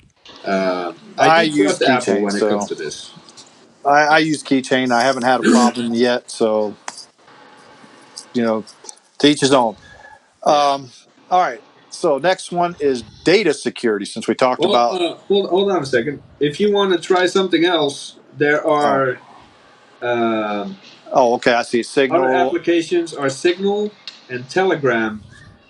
They have Mac and iOS apps. Those are secure messengers as well. And if it means anything to you, Edward Snowden uses Signal. So whatever that's worth. Yeah. All right. Data security. Like I mentioned before in the very beginning of the video about iCloud security, the iCloud backup is encrypted, but Apple also possesses a key along with you. And the reason for that is in case you lose your key, Apple can provide you with access to your backed up data. However, when someone else has a key, that's like leaving a key underneath the doormat, you know. So again, you take it for what it's worth if you want to back up your data to iCloud. There's probably other stuff out there that I don't know about. I think there's one that you mentioned to me, Jay. What was the name of that one that you said? What? It was unlimited backup. Backblaze. Backblaze, yeah. Yeah. Is that encrypted? Or? Yeah, I think you pay $50 for the year. You get unlimited encrypted backup online. It's a no-brainer. Okay. So you might want to put that link in there if you can. I probably should, right? Yeah, because it's not in there. Or if it is, it's not in the notes that I'm reading. Yeah, they've really improved. Last time I used them, they had some weird Java uploader, which was terrible. But now was. the other one. I'm sorry. Yeah, I'm mixing them up. They had a green icon. Forget the name of it. Yeah, they're gone now. Now that's going to be stuck in my head all night. We'll figure it out. Yeah. Oh, I know which one you're talking about because I used to use them for the longest time, and it was a pain in the butt to use because it would take forever to get your first backup done. And then after that, it was actually pretty easy, but it would take 2-3 days. Plan. That's what it was, yeah. Crash Plan. I had like a 2-year subscription to them. I uploaded all this stuff to them. Then they're like, oh, yeah, we're not doing personal stuff anymore. Bye. Yeah. Yeah, that's why I think that's one of the reasons why I stopped using them too, because we're not doing personal stuff anymore. So, yep, you're not a business. So, yep, goodbye. Yeah. Yeah. All right. Next one, Mac OS security. This is pretty simple, actually. Basically, I use Malwarebytes to scan it. Every once in a while, you can use the free one, and I just don't go to these shady sites out there to pick up stuff on my computer. Yeah, that's basically what I do. Yeah. Pretty simple. I mean, you stay off the porn sites and stuff like that, and you won't get any viruses, pretty much. And Macs do get viruses. Yes, they do. Don't let anybody sit there and tell you that Macs are the best secured thing. No. Stop it. They are more secure, you said, but, there's always going to be a weakness. They're not more secure. They're just basically less targeted. Well, that's what I mean. I mean, yeah. you have a Windows world basically that is being targeted because it's easier and there are more vulnerabilities and there's a larger base. Exactly. That's the only thing that's actually kept Apple pretty much out of the spotlight for as far as virus writers and malware writers is because of the smaller user base versus Windows. and the core of Unix doesn't hurt either. and most criminals helps a lot. Yeah, and when most criminals they want to basically fish they want to throw a large net out there because they want to try to get as many suckers as they can in. And to be honest with you, the Mac OS community is actually growing still with all the newbies coming in that don't understand that, yes, you do need something to scan your Mac. Yep. Any other comments from you guys? Sorry, I was working on that Backblaze link. Yeah, I think it's always better safe than sorry, and you don't know that you need to be secure until you get something malicious with your system. Well, that leads us into the next topic, actually. Yeah. Antivirus. Yeah. Like I said, I use Malwarebytes. A lot of people sit there and say that that's a malware in itself, but to be honest with you, What was that one that MacKeeper? I've never heard anyone say Malwarebytes was a malware. I have. I've seen people write saying that. Oh, you don't need it because anything you put on your computer, that's right. If you ever see their ads on there, people will write that in there. Oh, this is malware. Blah blah blah. Oh yeah, same if you use Clean My Mac or stuff like that. Yeah. Oh, it's malware. Now MacKeeper, that was malware. It is. And they still run ads on my videos, and it drives me crazy. Yeah. If you see anything MacKeeper with the little dude that looks like the Michelin tire dude, I guess is what it looks like. Robot. Stay away from that. Do not touch it. Do not touch it. If you want your Mac I should do an anti-sponsor video sometime. If we want to use the correct phrasing, it's scareware. It's not malware. It doesn't infect your Mac with anything. They don't try to exfiltrate your information. They try to scare you. Slows your damn computer down like you wouldn't believe. They try to scare you into paying to have your Mac repaired or cleaned. Mm-hmm. Yep. So it's scareware. It's not really malware. Although, if you want to get technical, all that nonsense about Macs can get a virus technically. Malware is malicious software. I count MacKeeper as malicious software. So, it is. But like we said earlier, security is best in layers. Antivirus, whichever one you use, if you go basic like Malwarebytes or all out with a full suite with firewall, antivirus, everything, it's just one layer. And it plays a part. Whether you believe in Macs being able to get malware or not, consider it at least. And if you're one of those people watching this that say, I've never used antivirus and I've never had a virus, you're full of it because you don't know, because you've never used an antivirus to check. So at least download a free one, do a scan, and make sure. Okay. Yep. And that leads us to our next one is if you want to save some money on antivirus is we have a promo code here. You get 50% off Mac Premium Bundle. Use that promo code. Premium? Man, yeah, I'm getting tongue-tied here. At Indigo.com. In fact, the reason why Jay put this on here is because a lot of the links that we're showing you tonight are coming from this website. So full disclosure, I don't work for Indigo, but I'm a guest blogger for their website. That's why it was easy for me to reference all these links because I've written about them in the past. So I messaged them 2 days ago and said, hey, we got an episode about security coming up. You want to give me a good promo code for our viewers? And they came up with 50% off the premium bundle, which is their complete package: antivirus, firewall, parental control, backup software. Nice. So I think the final price ends up about $20. So definitely. Wow, I'm definitely gonna have to go check that out. I am too. I mean, I write for them, so I get it for free. I have it installed, and I even use it. So it's good stuff. Oh, that's cool. It is cool. But, all right. If you reference the document or the website that's in the description, there are free antivirus alternatives as well. So check it out. All right, we're going to talk about your Mac OS. How does your favorite Mac OS keep you safe? To be honest with you, I do use SIP.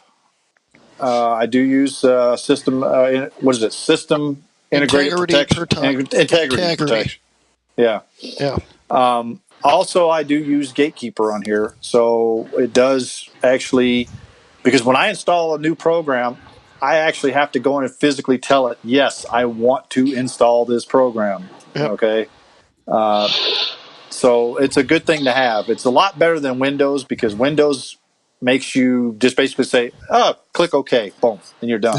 Do you remember that commercial, Mac with PCs? Hi, Mac. PC wants to issue a salutation. Allow or deny.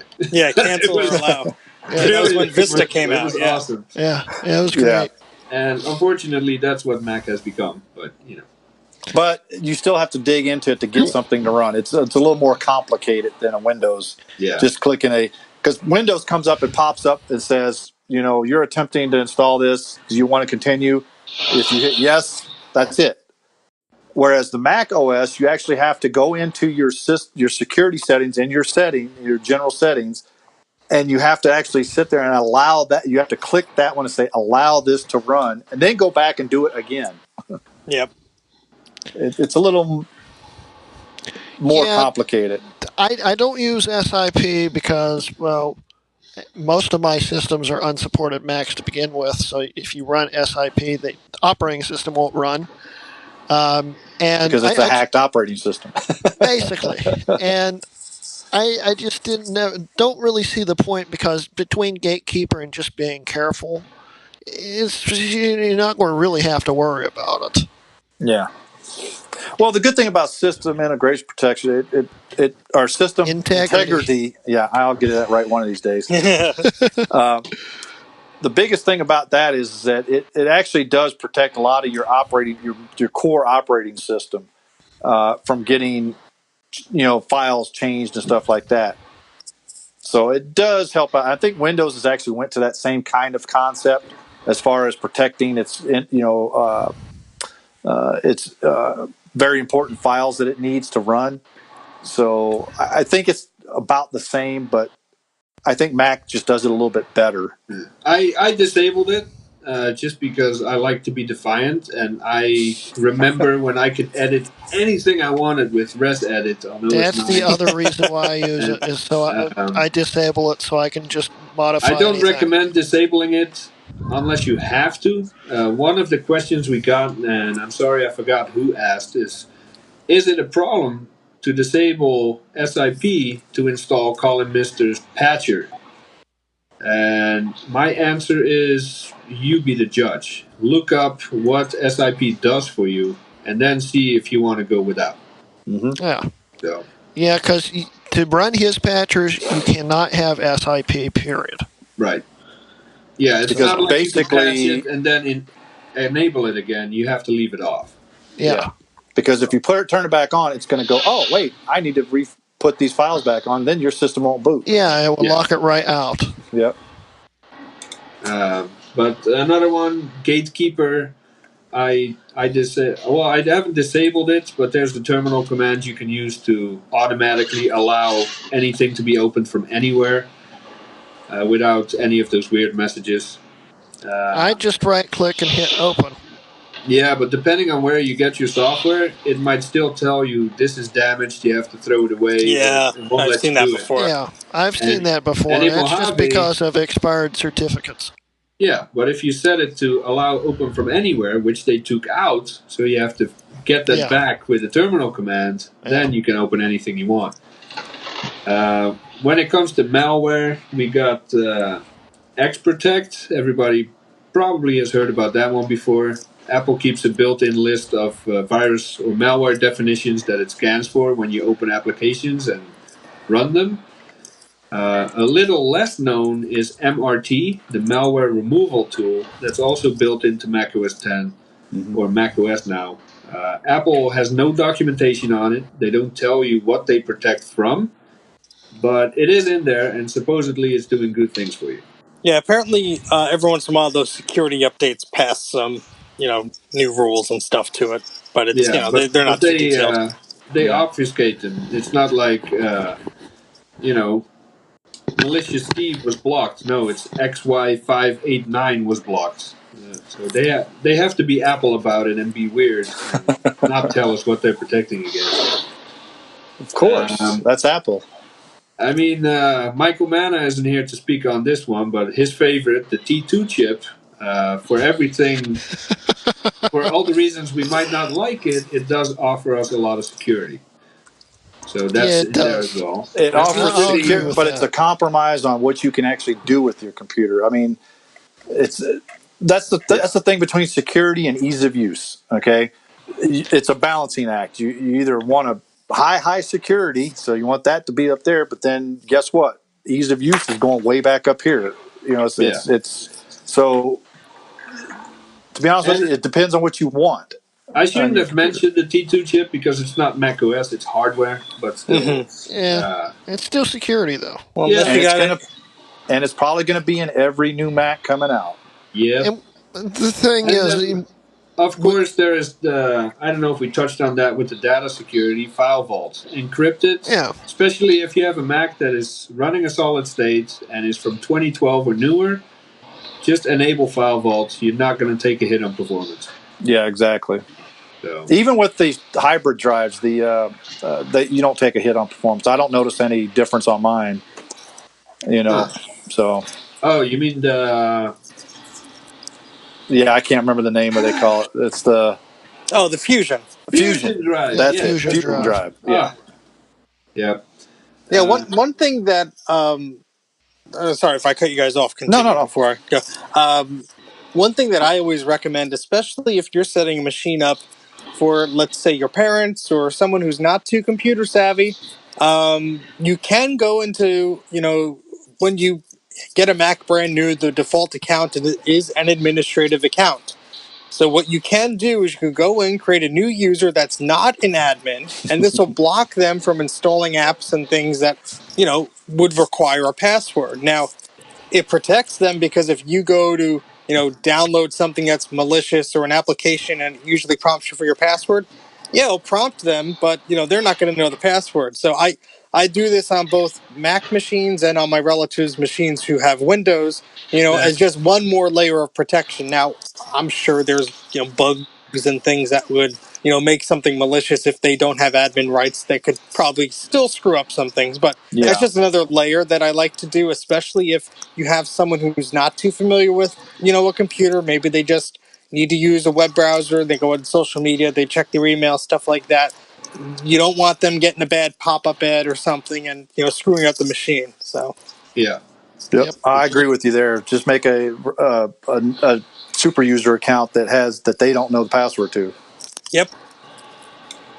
And that's also what SIP is called, right? Rootless. Even if you log in as a root, it won't let you edit certain files.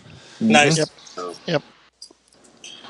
And that wraps up the security part of it. Yep. Cool. All right. So pretty much that goes. Yeah, we pretty much got through all our security stuff. If you guys want to say anything that we missed, maybe that you have experience with, let us know in the comments down there.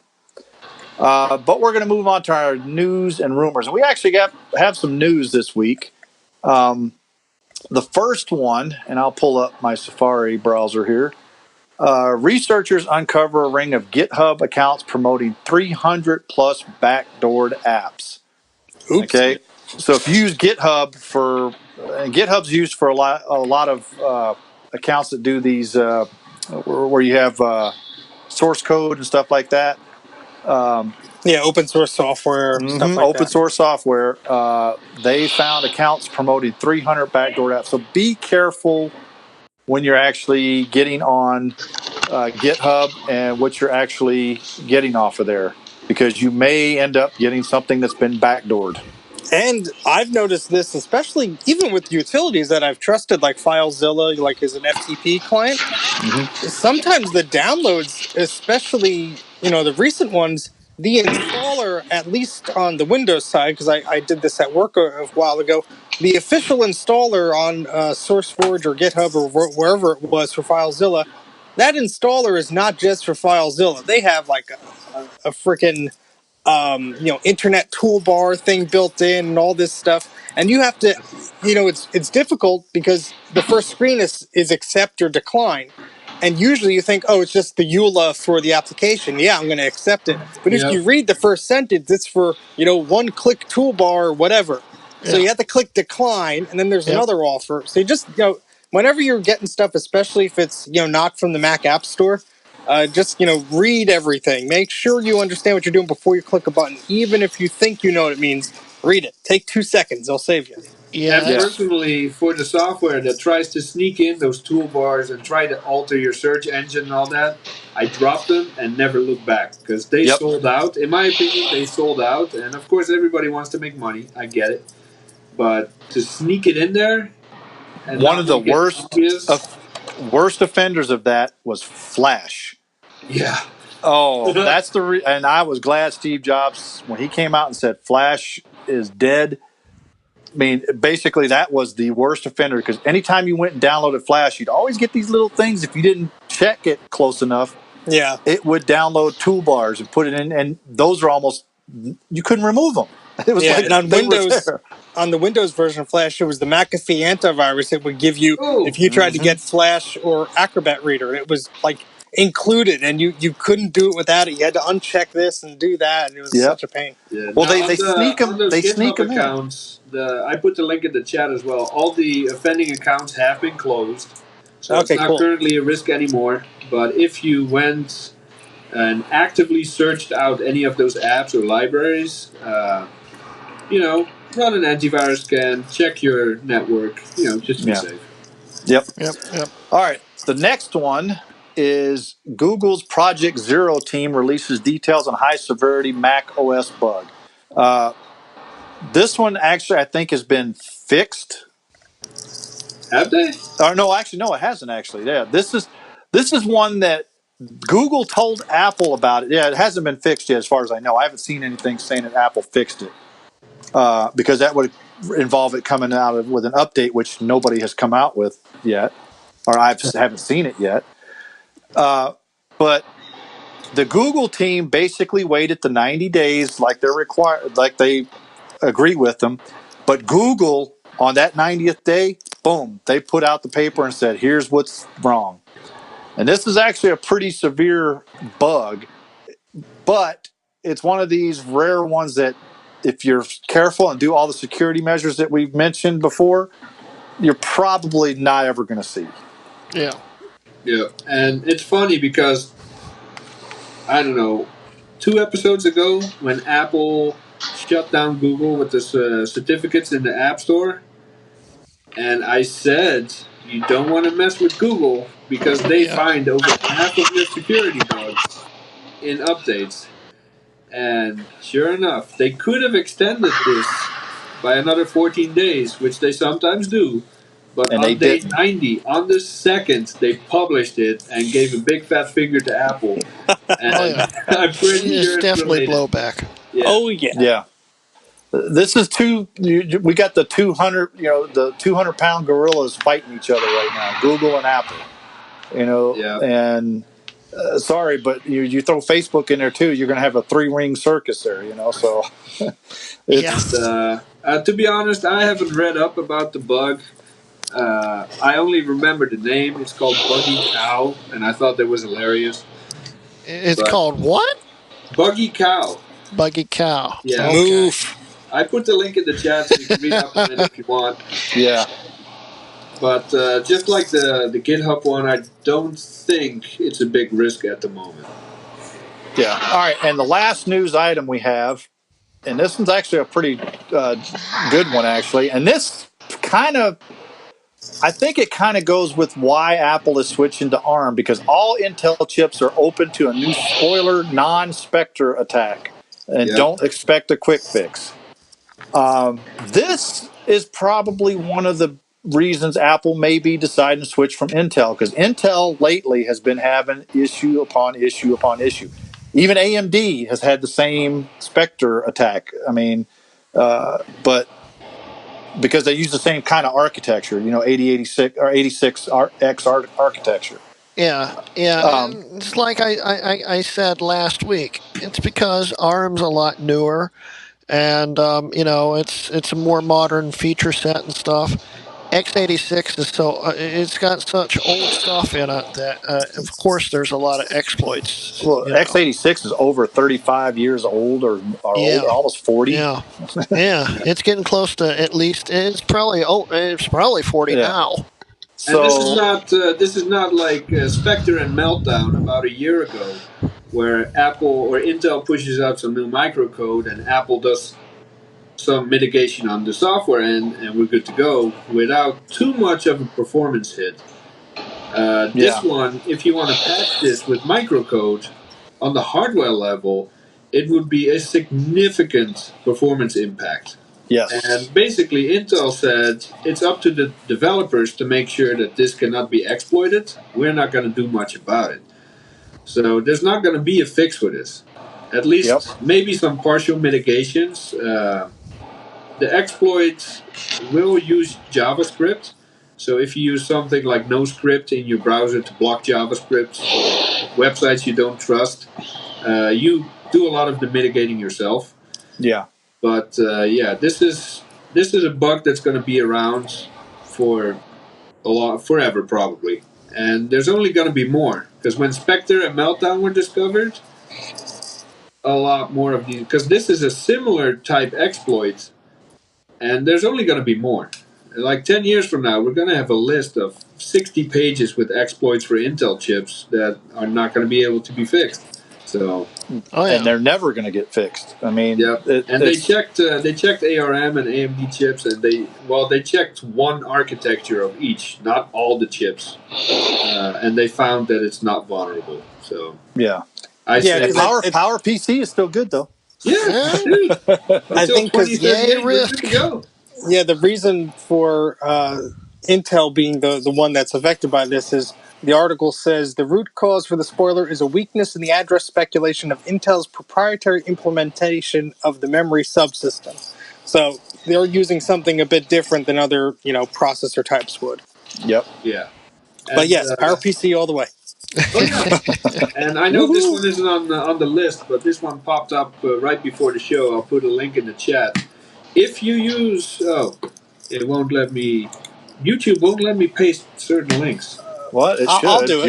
You're. Oops. Try again. Yeah. Oops. I'll put it in iMessage.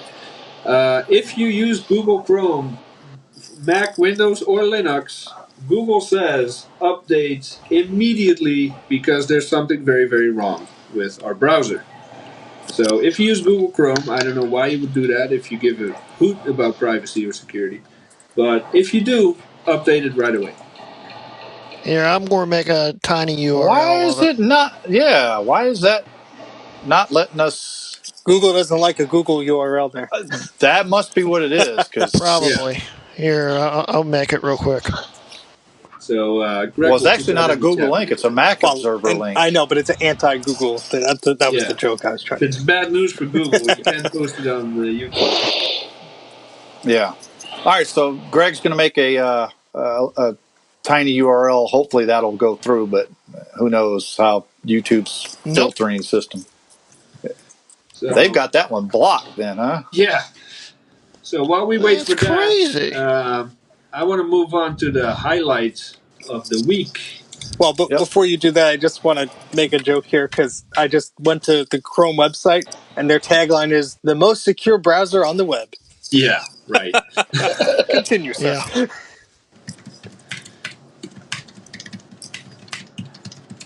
Okay, we're going through the highlight here, so go ahead, Jay.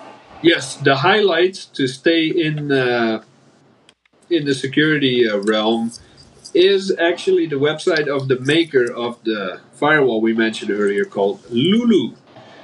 It's the counterpart, the free counterpart to Little Snitch. And he makes a lot more software than that. I'll put the link in the chat there. He makes a script that'll keep an eye on your eyesight camera.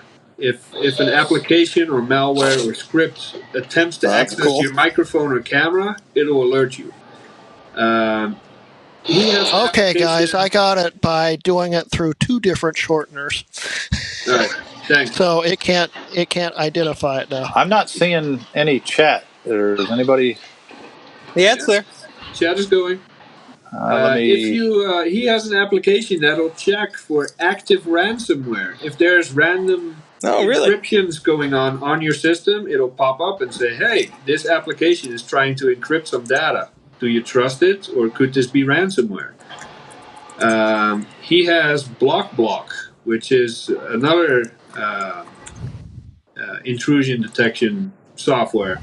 And he has a lot of different apps, and they're all free. And this is the guy's name is Patrick Wardle. I speak with him sometimes in security-related channels, and he's a really chill guy, down to earth. He's ex-government, so he doesn't need the money. He just does all this stuff for free to help people be more secure online. And he's all about Mac, so definitely check it out. I'll paste it again. Objective-C.com. All his utilities are free. Check it out. Cool. Yep. I'm going to install Lulu right now. All right, Mike. You've been so quiet over there. Guess what? It's your turn. Oh, yay! Go, Mike. I'm looking at this website that Jay put up here. But it's your turn. I'm busy. All right, we'll circle back to Mike next But week. anyway, guys, Okay. like I said earlier, I did put the last link on. It's the bit.ly one. So if you want to read about the Chrome and stuff, it's there. Yeah, unfortunately, I'm the one that uses Chrome. I'm a jerk, I know. I use it once in a while too. Don't feel bad. I don't have it on my system. I use it mainly because of work, so it's just one of those things. But anyway. Blame work. I see how it is. So, anyway, I want to go back to the Macintosh 2 again. Since, is anybody else watching the YouTube stream? Did it freeze up on anyone else? No, working for me. It's working fine. Oh, okay. Google Chrome at its finest. Yep. Pretty much. Hey, there it is. So, I want to go back to the Macintosh 2 again. And, God, my brain is fried. I am so tired. So, one feature that everybody takes for granted nowadays, and of course, which is almost ubiquitous with a computer, not just a Mac, but anything, is the fact that everything is built onto the motherboard. So, the first computer that I know of, short of an actual portable computer, to do this was the Mac 2 Si. Yes, Greg, I see you holding a laptop. I was stretching. Oh, okay. So, yeah, Greg can fill in some blanks here. I had a 2SI back in the day. It's an okay machine. It wasn't the fastest performer, but it was also the first computer to give us the sort of pizza box looking funky shape with the curved front. It actually looks just like an LC on steroids, as Greg is showing, as Greg is showing you on the screen right now. Mm-hmm. When was this thing introduced? I can't remember. I'm sorry to interrupt. Yeah, it was 90. Are you saying this is the first Mac to have more stuff on the logic board than the ones before? Yes, this one actually had integrated video. That was the last thing that Apple took their time to integrate into the motherboard, because they like giving Macs at the time were always Macintosh 2 models, excuse me. I mean, obviously, compact Macs had video integrated on the motherboard, but they didn't actually have a dedicated video system, so much as the Mac 2s did with the video cards. Yeah, so, I think actually the 2CI beat integrated video by a year into the 2SI.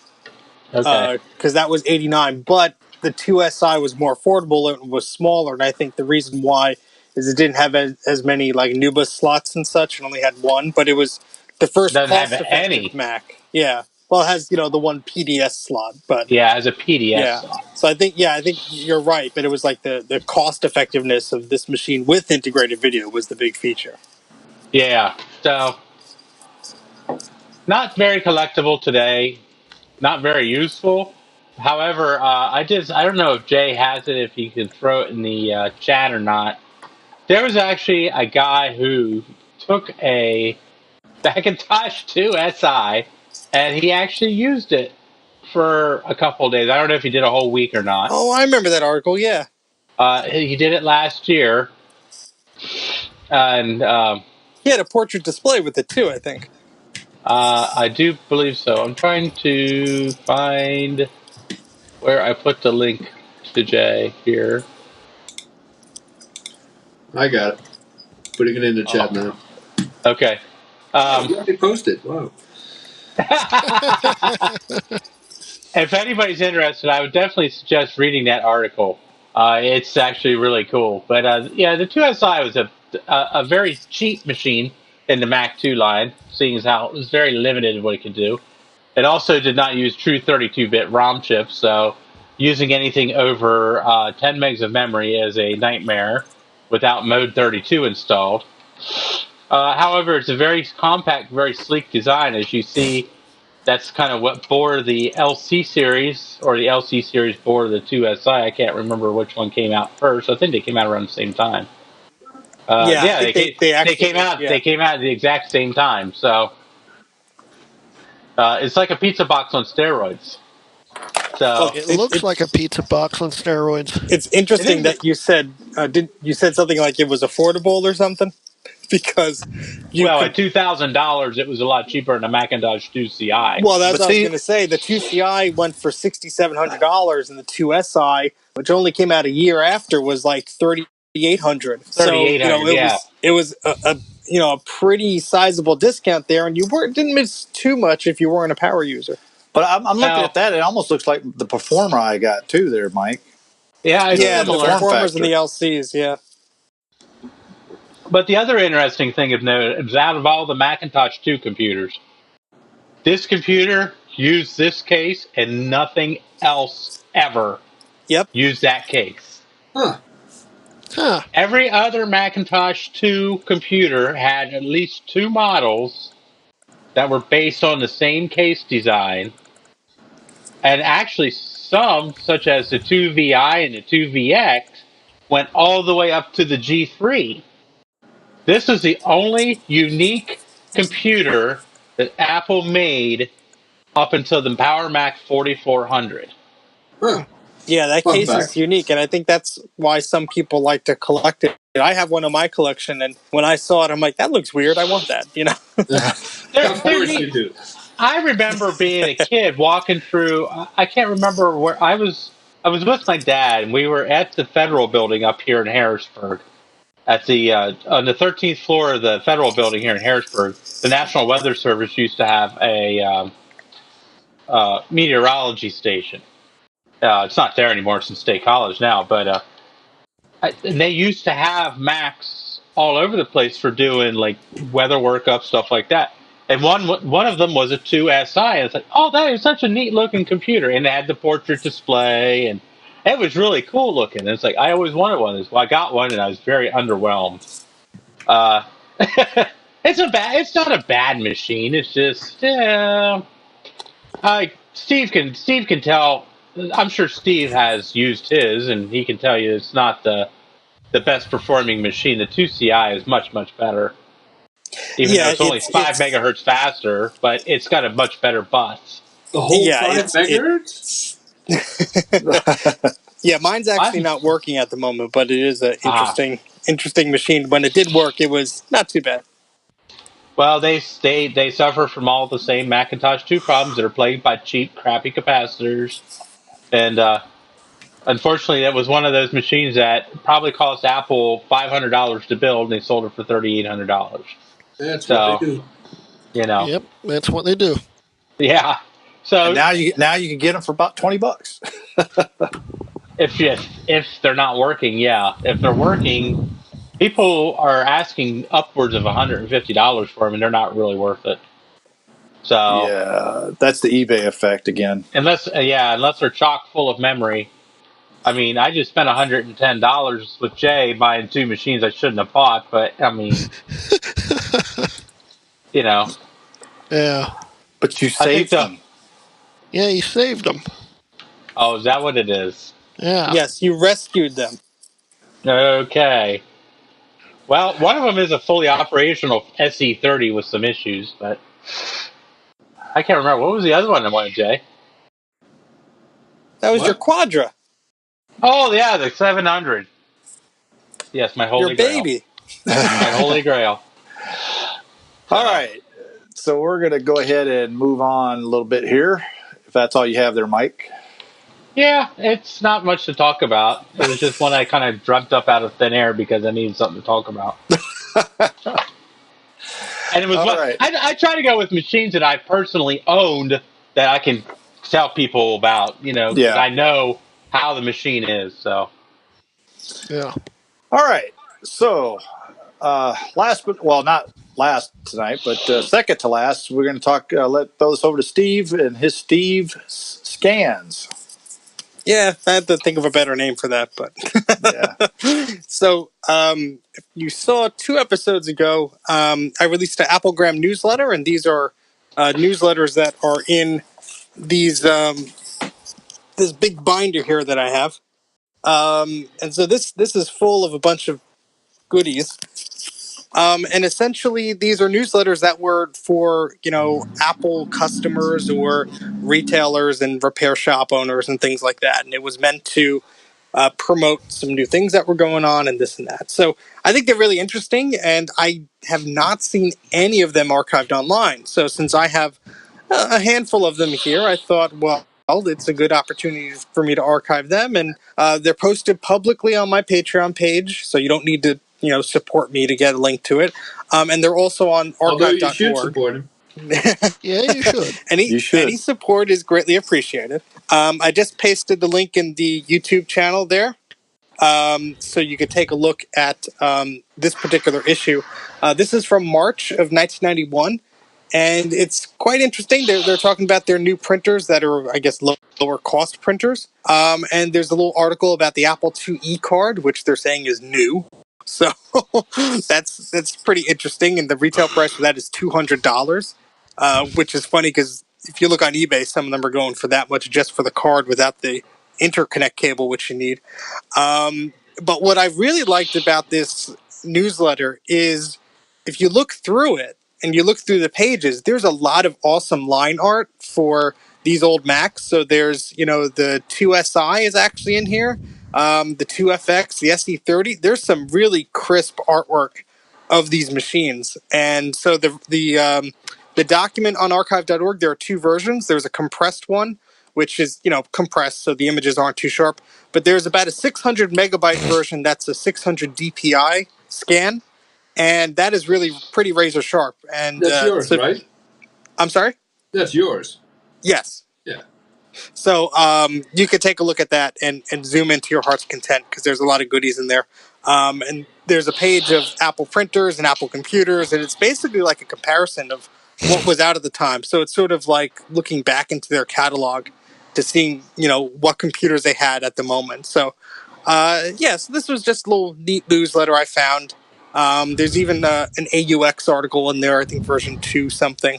And you can see the prices for that is like $1,000 for the CD-ROM and things, or the floppy disk set and stuff like that. So it's funny, the CD-ROM, I'm looking at the price, is $795. But if you want the AUX floppy disk set, that's $995. So that's it? you pay a premium for that. But if you want the CD-ROM and Apple SC drive, that will cost you $1,600. What is that in dollars today, though? See, I have no idea, but it's still a lot of money. I'll say that. More than my car cost. Yeah. So that's, I don't know. It's pretty neat. There's also like a training schedule for developers in there. I just like looking at these newsletters because one, they're not shared anywhere. So my goal is to try and share as much of this stuff that I can, because there's no fun in me just holding on to this and then, get destroyed or lost or whatever. So, take a look and download it. I'll plan on archiving more of these and try and feature it every show when I can. But I think they're pretty cool, and it's a cool time capsule. Nice. All right. Good to cool. to know there. I'm going to have to go back and look at some of those afterwards. All right. Last but not least tonight, we got a word from Rocky. It's a new segment, Mac Yak segment we're going to start next week.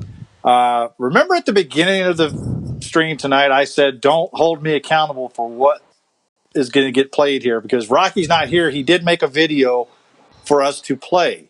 This is not my stream that's causing the problem. So just, don't blame me.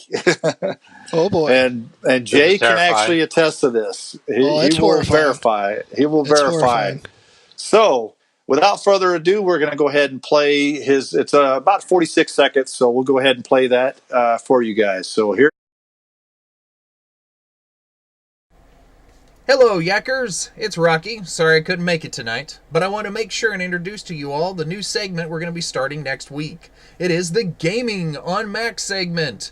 So, we're going to be featuring games not just from our past, like UT 2004, but we're also going to have games like World of Tanks, which is current, and multiplayer. So, roll the footage.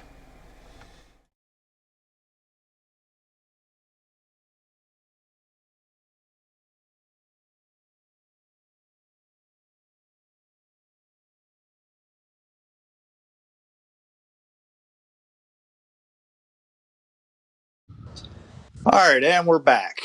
All right, that's Rocky's new little segment he's going to have starting weekly. As we're getting this off the ground still, we're adding different segments and stuff like Mike's Mac Shack, Steve Scans, which he wants to find a new name for that. If you notice, we also started with the news and announcements. We're going to try to put in at least a couple of links in there for you guys to do news and announcement stuff. Stuff you may not know about, but you may already know about. So we're planning on expanding this a little bit. We're going to keep it to about the 2-hour format like we've been doing. We don't want to bore you guys to death. So, yeah, exactly. Too late. So with that, one last thing we want to put out there tonight is if you want, come and join us after the chat and join our Discord. We have a link up there that you can actually join our Discord channel, and you could talk to us, voice, and you can also text on there. There's all kind of different things you can do on Discord. We've also talked about possibly using Discord in the future for our broadcasts. However, it all depends. We like to keep it with Mac or Apple stuff, so we want to try to keep it with group FaceTime. It's the easiest thing to use. I don't have to sit there and pull people in and stuff and out like we did with Skype when group FaceTime was down. It was a pain in the butt. Bad memories. Yeah, don't want to do that. Plus, it was a Microsoft product. Blech. Greg, why are you putting a different link in? Because it's the same link. It goes to the same thing. It's still the same link, believe it or not. It just generated. But yeah, a small slip up that Greg made. It's not if you want to join Discord. No, you have to join Discord. Oh, yes, you have to. Okay. Yeah. That's where all the yakking goes on for the rest of the week until we come back on Thursday. Yep. So. Yep, and we got a few of you guys already in there. So once you get in there, just yak to your heart's content. Yep. So with that, is there any other comments, questions, or anything like that before we wrap this one up for tonight? No, but I feel a lot more secure. So do I. So guys, that's it for tonight. Make sure you like, you comment, subscribe, do all that good stuff on YouTube. Tell your friends about us. Put it on social media to say, hey, got this good group of guys out there that put out a lot of good information. Yeah, share it around. And share it around. We want to try to get this channel growing and get it going off the ground. So this is only our 14th episode. So we might be doing something special in the future when we hit maybe our 50th or 100th. Who knows? We'll figure it out when we get there. So, but you guys are what we're here for. So we're here for you. So with that, we're going to go ahead and say bye and catch you guys later, maybe on Discord. See you next week. Bye, we'll guys. see you on Discord. See ya. See ya.